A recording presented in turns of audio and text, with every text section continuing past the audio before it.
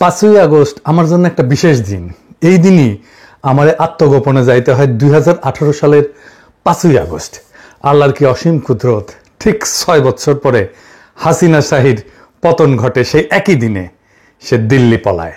আজ সেই মহিমান্বিত দিন, যেদিন আমরা বিজয়ী হয়েছিলাম। মূল আলাপে যাওয়ার আগে আমার আত্মগোপনে যাওয়ার ঘটনাটা একটু জানেন নি। আপনারা অনেকেই হয়তো জানেন না, জানার আগ্রহ আছে।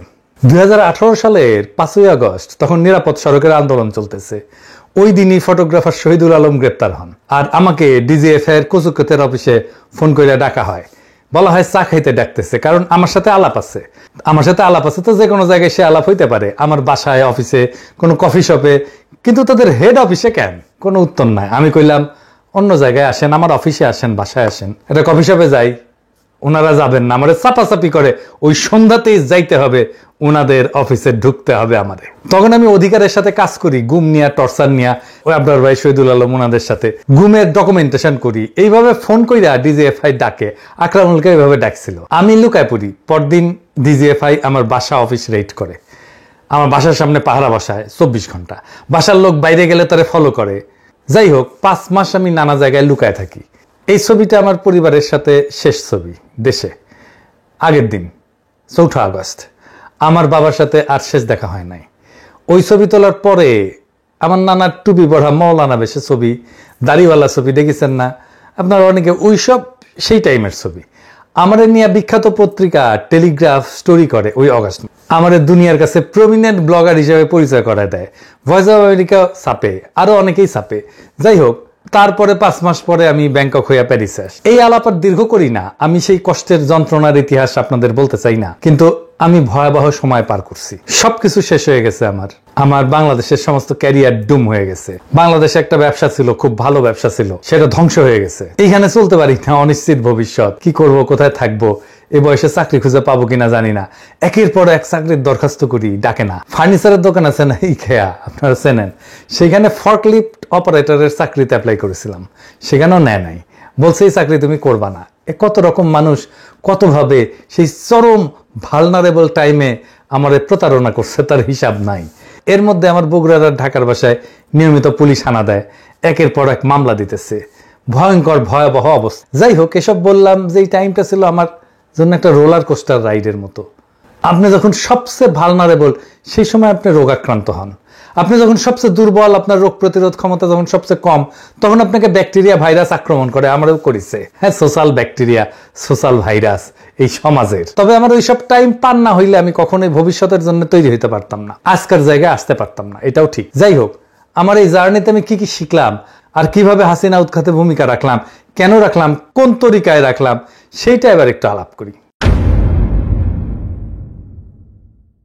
আমার এই জার্নিতে সবচেয়ে বেশি যে উপকার হয়েছে তা হইতেছে, আমি তো নাস্তিক ছিলাম, একদম পার নাস্তিক। সেইখান থেকে আমি বিশ্বাসীতে পরিণত হয়েছি। আমি সৃষ্টিকর্তার দিব্য উপস্থিতি আমার মধ্যে টের পাই। এটা কত বড় উপহার মানুষ হিসাবে, তাও বিশ্বাসীরা কখনো বুঝবে না। আমার মনে কোনো মৃত্যু ভয় নাই, আমার কোনো কিছু পাওয়ার আকাঙ্ক্ষাও নাই সৃষ্টিকর্তার সন্তুষ্টি ছাড়া। আর আমি জানি, আমি যদি মানুষের, মানব সত্তার, দেশের সামান্যতম উপকার করতে পারি, এই দুনিয়ায় সৃষ্টিকর্তা আমাকে রক্ষা করবেন। কথাটা সত্য। আমাকে মাটিতে হুতায় ফেলার চেষ্টা করছে একজন না, একাধিক মানুষ। কতজন? বাঙ্গু সুশীল, বাম, হিন্দুত্ববাদী, সোকল্ড সেকুলার, নাস্তিক, আওয়ামী লীগ, কেউই পারে নাই। আমি জানি পারবেও না। আমি এই অ্যাক্টিভিজমে আবিষ্কার করলাম বাংলাদেশের সবচেয়ে বড় সংকট। সেটা হইতেছে বাংলাদেশকে একটা রাষ্ট্র হিসেবে গড়ে উঠতে দিতে চায় না কে? ইন্ডিয়া। তার অখণ্ড ভারত কল্পনায় বাংলাদেশ তার অংশ। এটাই আমাদের বিপদ। সেই বাংলাদেশ অংশকে সে আদর্শিকভাবে পদানত করবে, অথবা এমন শাসক রাখবে যে তার অনুগত। এটাই হাসিনার শাসন।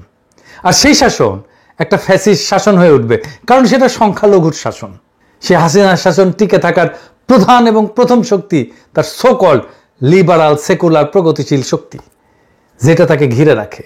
এই লিবারাল সেকুলার শক্তি ঘুরে ফিরা ভারতের বয়ানি ফেরি করবে। এই শক্তিটা ভয়ানক, কারণ তারা সংখ্যায় দুর্বল। এটি ঠিক রুয়ান্ডার মতো। সেটা কি রকম? রুয়ান্ডার 2 জাতি ছিল, হুটু আর তুৎসি। পূর্ব আফ্রিকার দেশ রুয়ান্ডা এবং বুরুন্ডির প্রধান জাতিগোষ্ঠী। হুটুরা সংখ্যাগরিষ্ঠ। রুয়ান্ডার জনসংখ্যার প্রায় 85% ছিল হুটু, আর তুৎসিরা ছিল সংখ্যালঘু, 14 থেকে 15%। এই তুৎসিরা ঐতিহাসিকভাবে গবাদি পশু পালন করত এবং তারা জমিদার শ্রেণী ছিল। বাঙ্গুল্যান্ডে যেরকম জমিদার শ্রেণী ছিল কলকাতার হিন্দুরা ঠিক সেই রকম। তারা ছিল সমাজের অভিজাত শাসক শ্রেণী। জার্মান এবং পরে বেলজিয়ান উপনিবেশবাদীরা তুৎসিদের উন্নত শাসনযোগ্য জাতি হিসেবে চিহ্নিত করে। তারা প্রশাসনে শিক্ষায় প্রাধান্য দেয়, ঠিক একইভাবে বাংলাদেশে যেটা ঘটছে। ফলে হুটুরা সংখ্যাগরিষ্ঠ হইয়াও রাজনৈতিক বা অর্থনৈতিকভাবে বঞ্চিত থাকে। বাংলাদেশে একই ঘটনা দেখেন, সেই জমিদার প্রথা, সেই কলকাতার হিন্দুরা, বাংলাদেশের সাধারণ মুসলমানরা হুটু, আর ক্ষমতাসীন প্রগতিশীলরা তুৎসি। এখনো তুৎসিরাই ক্ষমতায়। দুর্বলের শাসন ভয়ঙ্কর হয়, কারণ তারা সবসময় ভয়ে থাকে। এই মনে হয় জয় বাংলা হয়ে গেলাম। এরা নৃশংস হয়, এরা প্রতিশোধ পরায়ণ হয়। আমি যেহেতু এই সিপিবি ঘরানার লোক, তাই আমি আবিষ্কার করলাম যে এই ঘরানা, এই বাঙ্গুল্যান্ডের এই তুৎসি ঘরানা, এটা দুর্বল। শিক্ষা দীক্ষায় দুর্বল, মেধায় দুর্বল, পেশাগত সাফল্যে দুর্বল। এদের বয়ান চুরমার করে দেওয়া সম্ভব। এদের সাথে কেউ ফাইটে যায় নাই। কেন যায় নাই জানেন? যারা যাইতে পারতো তারা যায় নাই। সে ভয় পায় যে তাকে সাম্প্রদায়িক, মৌলবাদী, হিন্দু বিদ্বেষী এগুলো টেগাই দেয় নাকি। সে তার ইসলামী নাম পরিচয় নিয়ে লজ্জিত এবং বিব্রত থাকে। এই কাজটা খুব ইন্ডিয়া ভালোভাবে করছে। গতকালই একজন আমারে বলতেছে যে, আমার পোস্টে এসে যে ইন্ডিয়া যেইভাবে বাংলাদেশকে দেখাইতে চায়, আপনি সেই দিকে নিয়ে যাইতেছেন বাংলাদেশকে। আপনি আসলে ইন্ডিয়ার উপকার করতেছেন, আপনি বাংলাদেশের শত্রু। ইন্ডিয়া আমারে নিয়ে কি ভাবলো সেটা দিয়ে বাংলাদেশের রাজনীতি নির্ধারিত হবে? বাংলাদেশকে ইন্ডিয়ার ইচ্ছা অনুযায়ী চলবে? দেখলাম কে একজন কইতেছে আমার অ্যাক্টিভিজমের ফলে পশ্চিমবঙ্গে বিজেপি জিতবে। পশ্চিমবঙ্গে বিজেপি জিতবে নাকি সিপিএম জিতবে সেটা নিশ্চিত করা কি আমাদের দায় নাকি রে, নাকি দায়িত্ব? এইগুলাই ইন্ডিয়ান ফুড সোলজারদের কাজ হয়ে ওঠে বাংলাদেশে। এই বাংলাদেশের লিবারাল সেকুলাররা বাংলাদেশের শত্রু আসো। বাংলাদেশের রাজনীতিতে অবধারিতভাবে ইসলাম থাকবে, ধর্ম হিসাবে, মূল্যবোধ হিসাবে, ভ্যালুজ হিসাবে, জীবনযাপন পদ্ধতি হিসাবে। সেটাই স্বাভাবিক, সেটাই ন্যাচারাল। ইসলাম তো পশ্চিমের এই গ্রেকো রোমান খ্রিস্টান কালচারের চাইতে প্রোগ্রেসিভ, প্রগতিশীল। সেই ন্যারেটিভে বাংলাদেশের রাজনীতি নির্মাণ করতে হবে, তাহলে এটা টেকসই হবে। তাহলেই বাংলাদেশের স্বাধীনতা, সার্বভৌমত্ব রক্ষা পাবে। একমাত্র তাহলেই আমরা অখণ্ড ভারতের রাষ্ট্র কল্পনা ঠেকায় দিতে পারবো। দেখেন একটা এক্সাম্পল দিই। চরমনায়ের পীর সাহেব, উনারে শরিয়া আইন নিয়ে খালেদ মহিউদ্দিন নাস্তানাবুদ করে দিল। ওই শরিয়া কি এখন অন্য পৃথিবীতে অন্য জায়গায় চালু আছে? এরকম কোনো উদাহরণ কি আমরা দেখবো? মানে আমরা এরকম শরিয়া দেখতে চাই বা এরকম শরিয়া দেখতেছি, ধরেন এই পৃথিবীর অন্য কোনো রাষ্ট্র। আমাদের দর্শন, আমাদের শরিয়া, হ্যাঁ হ্যাঁ, আমাদের কোরআন ও হাদিসের মধ্যে দেয়া আছে। এখনকার কোন রাষ্ট্র আছে কিনা? আমার মধ্যে দেখেন, এখনকার কোন রাষ্ট্র ব্যবস্থা আছে কিনা, এরকম রাষ্ট্র ব্যবস্থা আছে কিনা?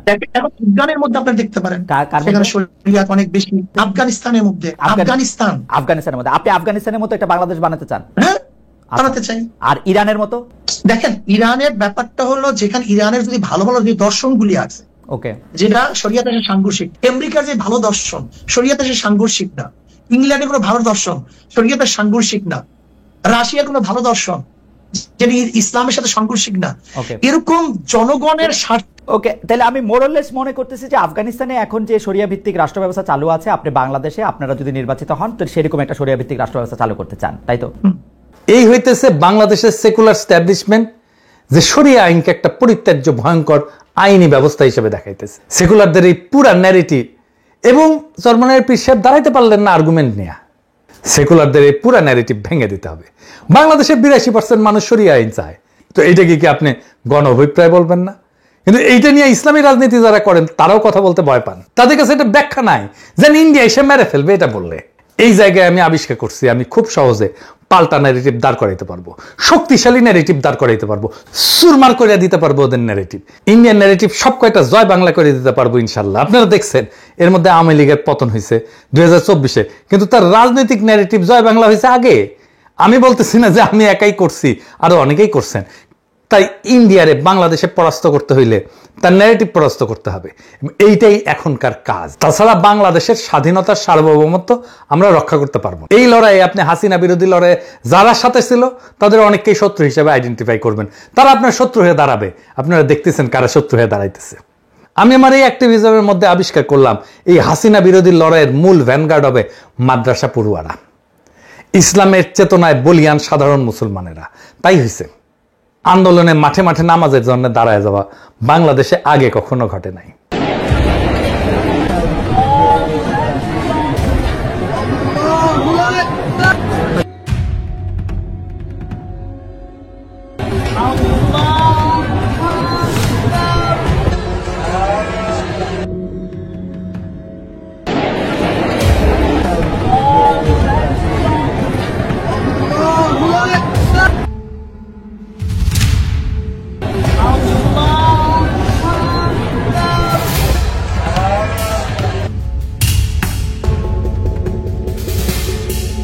গণভবনের দখল নেওয়ার পরে নামাজে বৈশা অজরে কাঁদছে সবাই। ওরাই ছিল এই বিপ্লবের লড়াকু সামনের সারির সৈনিক, এমনকি সেনাবাহিনীর সৈনিক, বিজেপির সৈনিক, পুলিশের কনস্টেবল, এরাও ছিল এই সাধারণ মুসলমানের সন্তান। সেই জন্য তাদের বন্দুকের নল আমাদের দিক থেকে ঘুরে গেছিল। বাংলাদেশের এই শক্তি সমাবেশের বিষয়টা মাথায় রাখবেন। এই সময়টা আসবে, আমি জানতাম হাসিনা পালাবে, হাসিনার শাসন টিকবে না। আমি অবিশ্রান্তভাবে এই বয়ান ফেরি করছি, হাসিনা পড়বে, খুব শীঘ্রই পড়বে, সেটাও আমি বলে গেছি।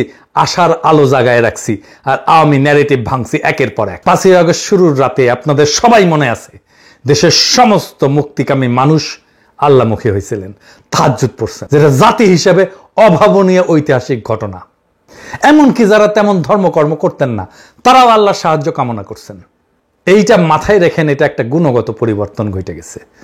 2024-এর নির্বাচনের পরে সবাই যখন হতাশ হয়ে হাল ছেড়ে দিল, তখন আমি ভারতীয় পণ্য বয়কট আন্দোলন শুরু করলাম। দাবানলের মতো ছড়ায় গেল সেই আন্দোলন সারা দুনিয়ায়। মানুষ একটা কিছু হাতে পাইল, আঁকড়ায় ধরার মতো হতাশার মধ্যে। আপনারা দেখছেন কারা কারা সেই সময় আমার বিরোধিতা করছে। আপনারা এখনো দেখেন কারা কারা আমার শত্রুতা করে। আমি এদের হেদায়েতের জন্য প্রার্থনা করি। তারা জানে আমাকে থামাইতে না পারলে সমূহ বিপদ। আমাকে বিরক্ত করার চেষ্টা করে, মানসিকভাবে বিপর্যস্ত করার চেষ্টা করে, আমার টাইম নষ্ট করার চেষ্টা করে। তারা জানে পিনাকি আওয়ামী ন্যারেটিভ ভাঙছে সাকসেসফুলি। যদি ইন্ডিয়ান ন্যারেটিভ ভাঙে, তাইলে বাংলাদেশ তো হাতছাড়া হয়েছে, অখণ্ড ভারত হান্দায় যাবে। তারা জানে পিনাকি ন্যারেটিভ বানাইতে পারে, শুধু তাই না, মানুষকে বুঝাইতেও পারে। এর মধ্যে পিনাকি ভট্টাচার্য বামনের পোলা, বাম রাজনীতি করে আসা, আবার বাংলাদেশি হিন্দু, তারা ইন্ডিয়া কোনোভাবেই ঠেকাইতে পারবে না। তারা জঙ্গি বইলা, তারা ইসলামপন্থী বইলা, তারা মৌলবাদী বইলা খারিজ করিয়া দিতে পারবে না। তারা মনে করে এটা ঘরের শত্রু বিভীষণ, ইন্ডিয়া সব বয়ান ভাঙ্গা যাবে ইনশাল্লাহ। তাই তারা আমাকে হুতায় দেওয়ার সব চেষ্টা করবে। আপনারা সেটা দেখতেছেন, আরো দেখবেন। কিন্তু আমি বলছি তারা আমার শিখতে পারবে না। হাসিনা পতনের পরে ঠিক 1 বছর হইল, আমরা আগাইছি নাকি পিছাইছি? এই প্রশ্ন অনেকেই করতেছেন, অনেকের মধ্যে হতাশা। আসেন এই ব্যাপারটা একটু বুঝে দেখি। আমাদের লক্ষ্য হচ্ছে বাংলাদেশের ভবিষ্যৎকে সুরক্ষিত করা। বিএনপি, জামাত আর এনসিপি যদি ন্যূনতম কয়েকটা ইস্যুতে একমত হয়, তাহলে দেশ রক্ষা পাবে। 1 নম্বর হইতেছে যেই দল ক্ষমতায় যাবে, তারা কিভাবে বিরোধী দলের সাথে আচরণ করবে। তারা কি শান্তিপূর্ণভাবে ক্ষমতা হস্তান্তর করবে? তারা কি দমন নিপীড়ন করবে? তারা কি ভোটের ফল মাইনে নেবে? ভোটকে কি প্রভাবিত করবে না? এই প্রশ্নগুলোর উত্তর থাকতে হবে। 2 নাম্বার, বিরোধী দল সরকারের সাথে কিভাবে আচরণ করবে। তারা কি আওয়ামী লীগের মতো 200 দিন হরতাল করবে? 3 নাম্বার, ভারত কি আবার স্পেস দিবে, আবার মাতব্বরি করার জায়গা দেবে, দাদাগিরি করতে দেবে এবং ভারতের অন্যায্য আচরণকে মেনে নেবে? 4 নাম্বার, ইসলাম প্রশ্নটাকে কিভাবে ডিল করবে, সেকুলারদের কায়দায় ডিল করবে? 5 নাম্বার, বাংলাদেশ রাষ্ট্রটাকে যেটা আমরা গড়তে পারিনি সেটাকে কি গড়বে? দেখেন, এইটাকে যদি আমার ভবিষ্যতের পলিটিক্যাল ইকোসিস্টেম হিসেবে কল্পনা করি, সেইখানে দেখেন এই 3 দল এনসিপি, জামাত, বিএনপি এই সমস্ত পয়েন্টে একমত হইতে দ্বিধা করবে না। এবার বলেন তো বিএনপির ভাইরা, আওয়ামী লীগ কি এর কোনোটা মানবে বা মানছে বা মানার ইতিহাস আছে? নাই। তাই যারা আওয়ামী লীগকে ভোটে আনার কথা বলে বা আওয়ামী লীগ নিষিদ্ধের বিরুদ্ধে বলে, তাদের থেকে দূরে থাকবেন, তাদের দিয়ে প্রভাবিত হবেন না। কারণ তারা এই ইকোসিস্টেমটা ভেঙে ফেলবে। দেখাই দিয়ে একজনকে খুব বিএনপি প্রেমী আসছে, তাসনিম খলিল, যে আওয়ামী লীগ নিষিদ্ধের বিরুদ্ধে বলে, আওয়ামী লীগকে নির্বাচনে আনতে চায়। সাবধান থাকবেন এদের ব্যাপারে। ইনকিলাব জিন্দাবাদ।